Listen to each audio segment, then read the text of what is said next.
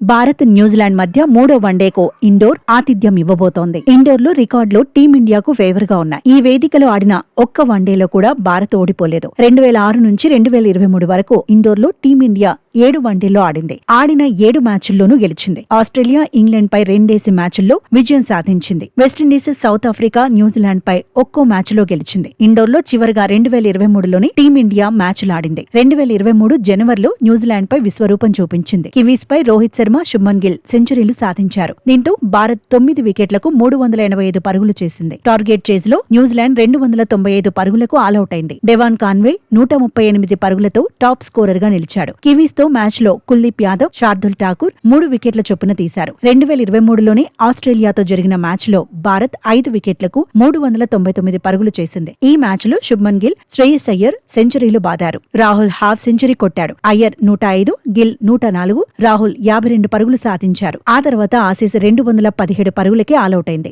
అశ్విన్, జడేజా 3 వికెట్లు తీశారు. ఇదే మ్యాచ్ లో ప్రసిద్ధ్ కృష్ణ 2 వికెట్లు, షమి 1 వికెట్ దక్కించుకున్నారు.